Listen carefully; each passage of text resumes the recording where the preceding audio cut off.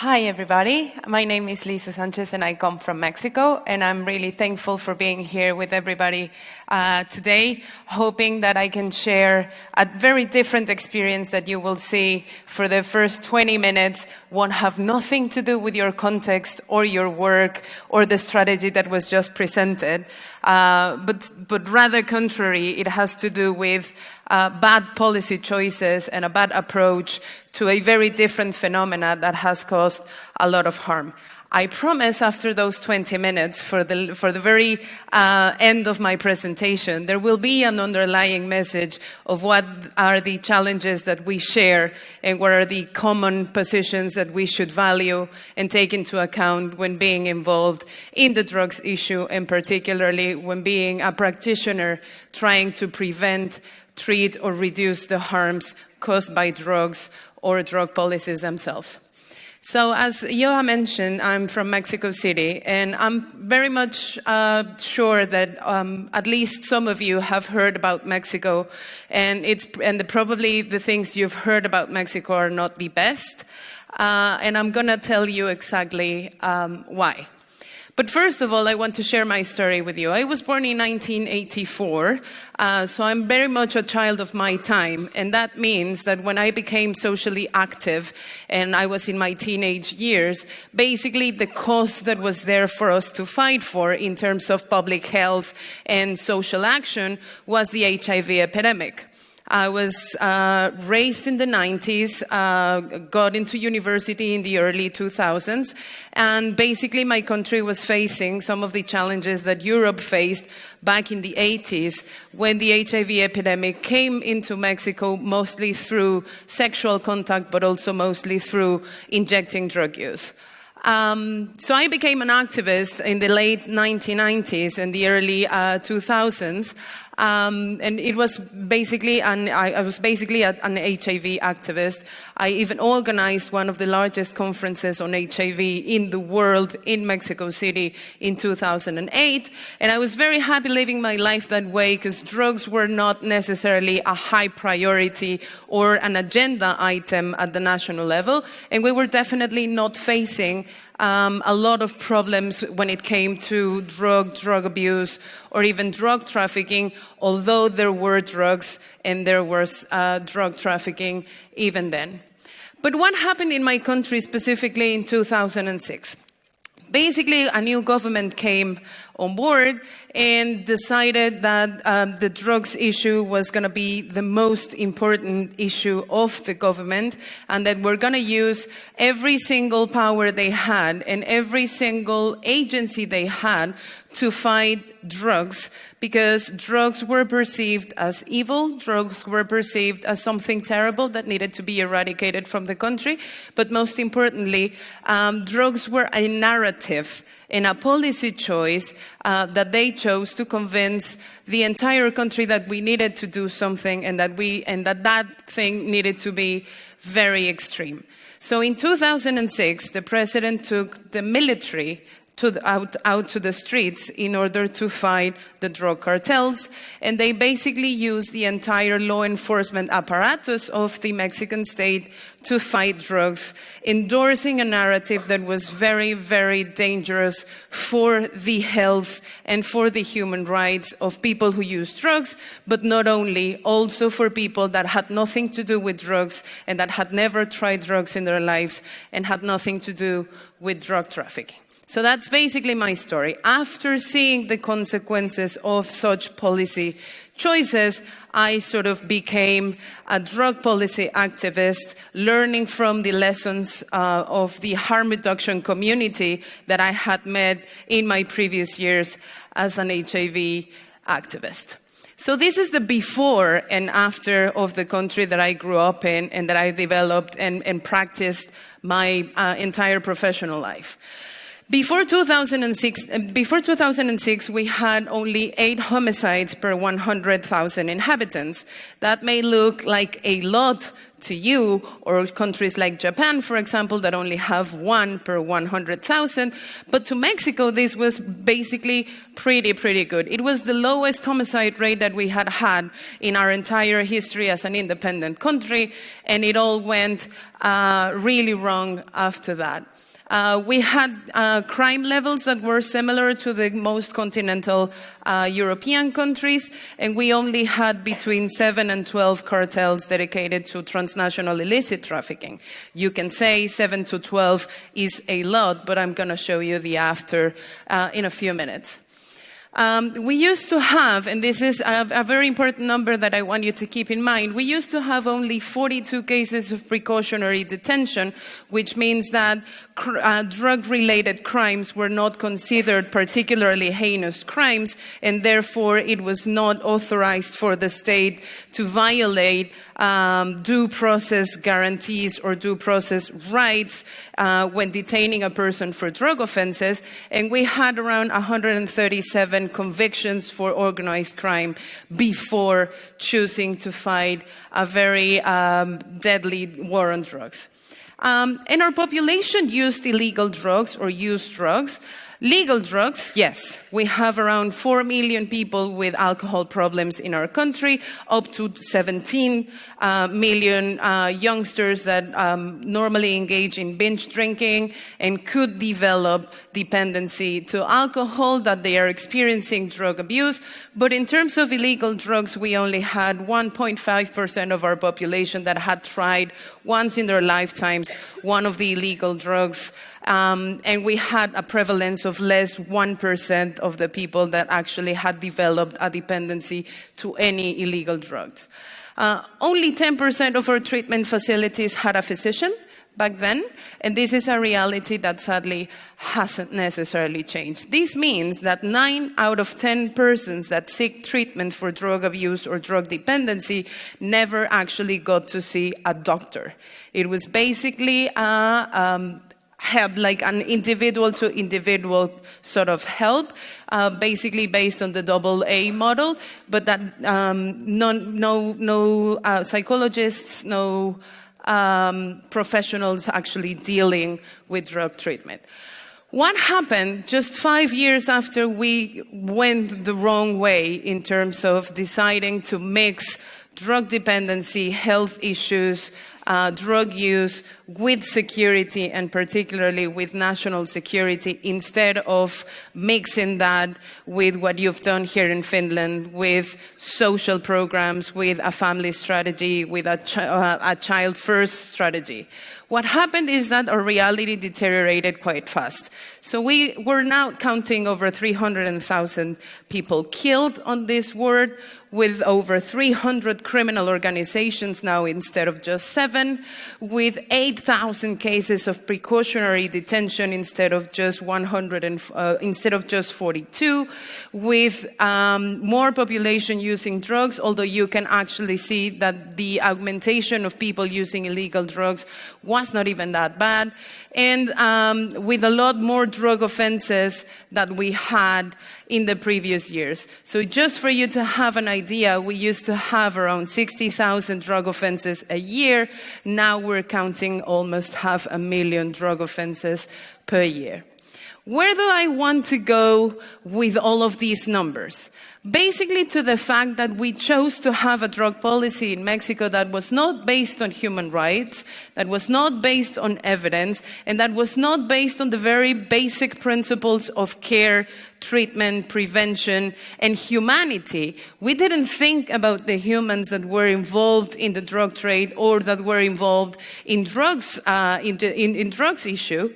And drug use, but we actually rather just framed drugs as something that was completely inhuman and that needed to be eradicated using all the possible means. That what provoked was basically a sharp increase in torture and human rights violations against people who use drugs, against people who were dependent to drugs, but also against people that were just suspected to being participating either in the drug trade or in drug-related activities such as possession or consumption.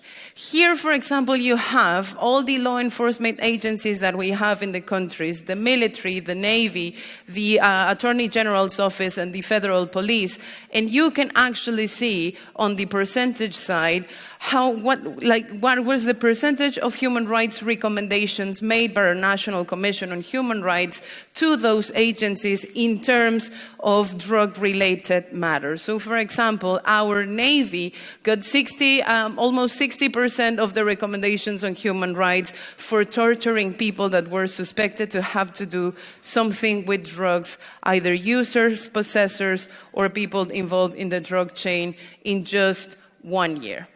But the most important thing is that this particular narrative of drugs and people who use drugs or were related somehow to drugs being dangerous, being not welcoming, being unhuman, basically authorized also a very sharp increase in torture and malpractices while arresting people for drug offenses. And this is very important because it all began with a narrative. It all began with a policy choice authorizing abuses against people that had to do something with drugs that led to this. Before 2006, normally the police used to kick drug offenders only 10% of the times. After 2006, that went up to almost 40%. But the most shocking part of it is that we actually built infrastructure to torture drug users and possessors that went to 44% of those detained for drug offenses that suffered from electric shocks during the arrest process or during the prosecution process. I don't need to tell you that that led to a bunch of human rights violations, including the lack of access to evidence-based treatment, the lack of access to physicians, the lack of access to harm reduction services, but also that led to ill treatment or torture in treatment centers, and that also led to torture during arrest, and that also led to criminalization of very specific population, youngsters in particular, poor people in particular, immigrants in particular, and a lack of gender perspective that in Mexico, sadly, and we can't relate to the beautiful strategy that was just presented here, we still don't have that new generation of young men that are in charge of their families, that are empathic to women, that are sharing the burden of taking care of families and children in Mexico. So there is a lack of a gender perspective, not only in terms of treatment, prevention, evidence, information that we offer to women who are somehow involved in drugs or developing even a drug abuse problem, and we don't have these services to actually take care of them or the LGBTIQ community.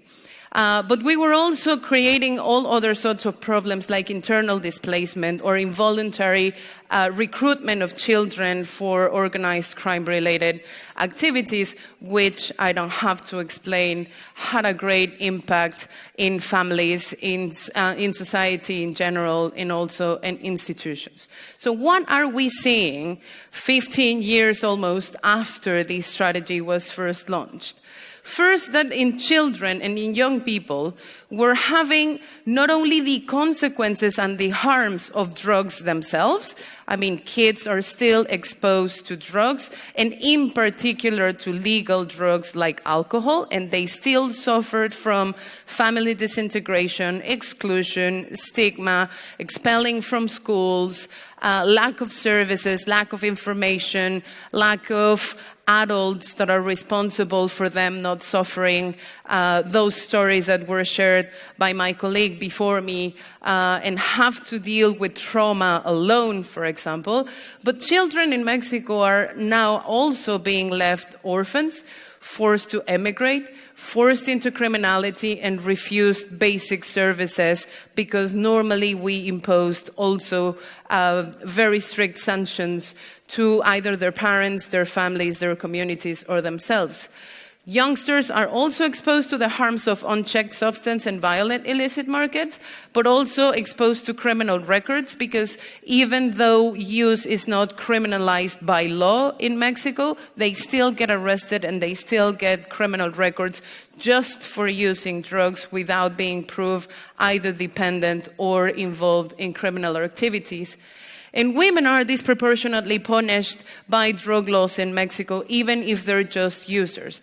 And I will give you an example of a woman that we defended in my organization, and I will talk a bit more about the work and the progress we've made in order to tackle all of this.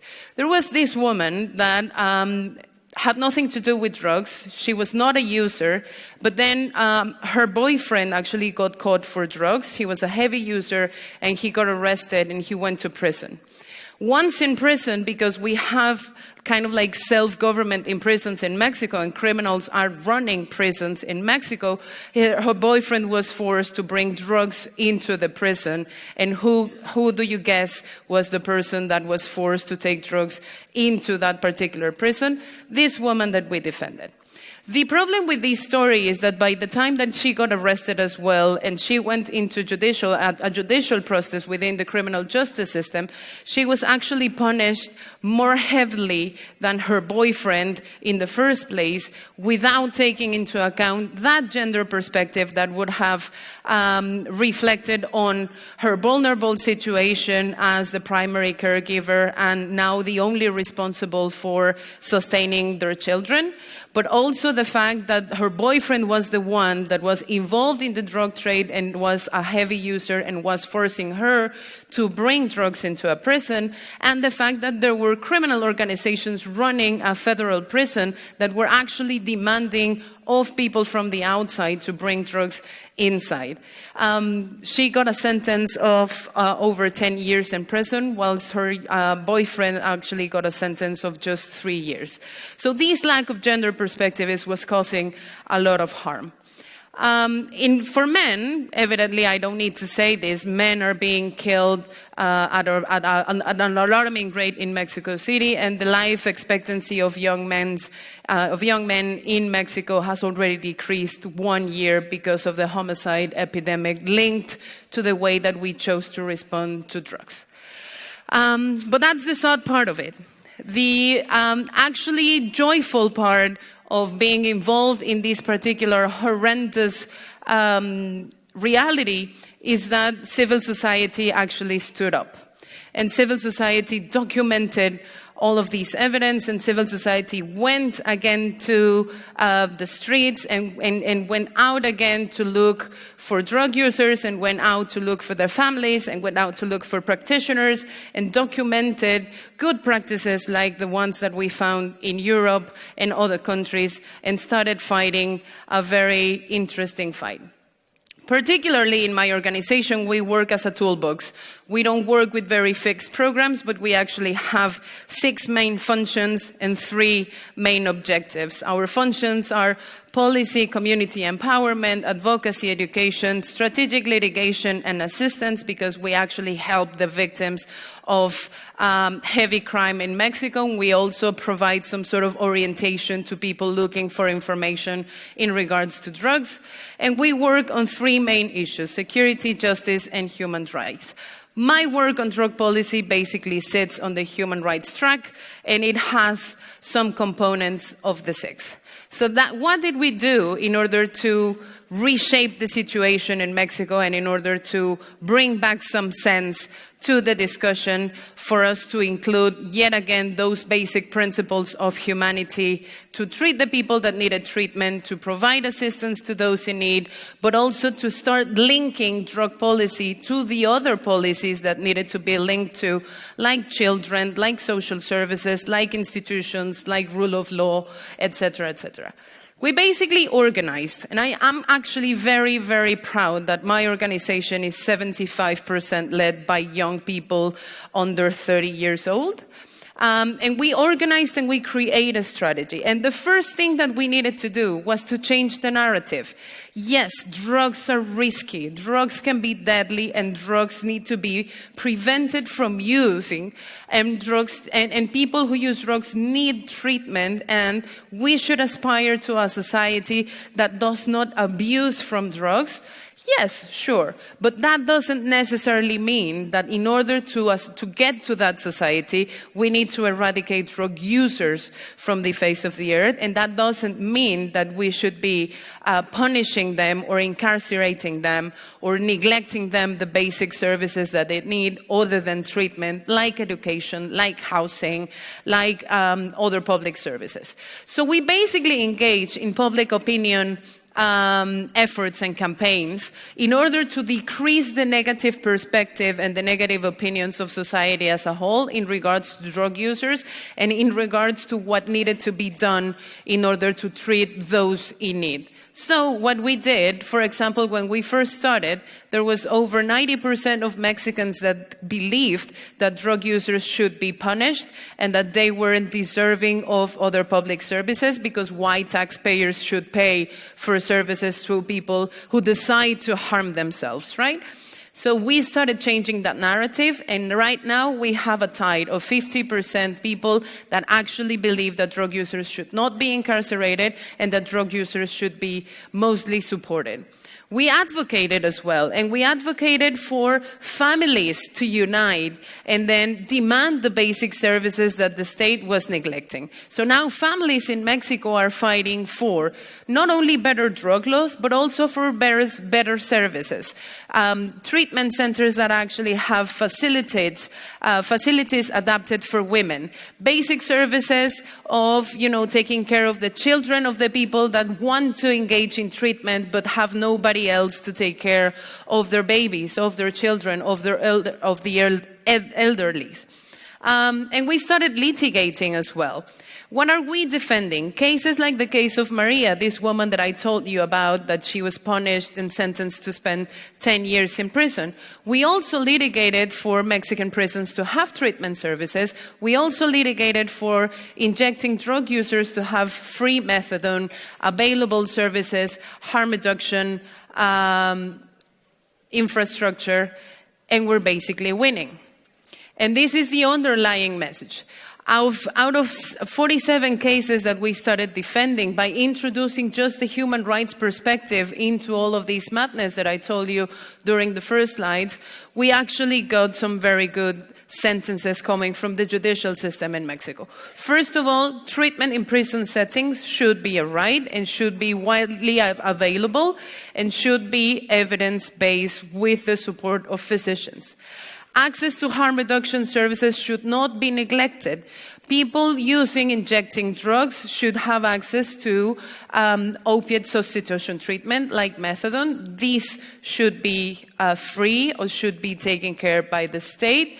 And people should also have access to safe consumption sites. So in 3 cities in Mexico now, we have safe consumption rooms for people injecting drugs. Stigma and discrimination against people who use drugs in publicity and campaigns effort should not be permitted. And this was because there was a politician in Mexico that wanted to be mayor of Mexico City that basically built his entire political campaign on discriminating cannabis users. And we were opposed to that, and we won the case, and basically nobody can right now in Mexico have publicity or run a campaign upon discriminating a specific group of people, in particularly not those that are actually in need of public services like health services. No exclusion from education, because of course the main response in our education system was to expel students once they were found to be using drugs or having parents using drugs, and then we just perpetuated the cycle of stigma, discrimination, and neglect. Access to medicines included controlled medicines. We also litigated that. And we also litigated the need for the state to supervise treatment centers so we could avoid torture of people in need of treatment. We created a new momentum for discussing drug policy. So right now we have around 56 bills being discussed in Congress on how to have a more comprehensive, better drug policy, including prevention, treatment, harm reduction, social reinsertion, and all the connections amongst different policies in order to have a better track of what the individual needs are.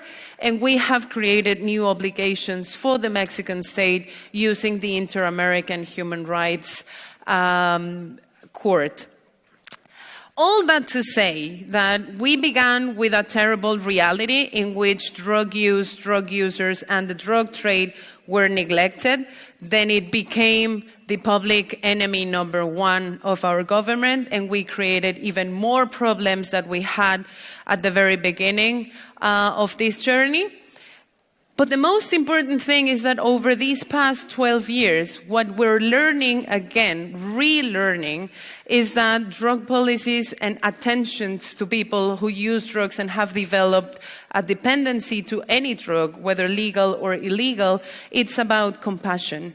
It's about the humans behind it. It's about the individuals. It's about families. It's about communities. It's about right, dignity, care, love. And so I stole this heart from the harm reduction conference in Porto that was just held a couple of weeks ago, because it reminded me that we as a community at the international level, whether in Finland, whether in Mexico, whether in Latin America, should never forget that what we do, it's about individuals, it's about safer communities, it's about healthier families, it's about better institutions, and it's about better services. And I really hope that me sharing the story of how a country went incredibly wrong and on the other direction helps you to remain positive and continue to build better services, better strategies, and better policies for your own people here in Finland. And I truly hope that I can learn a lot from you,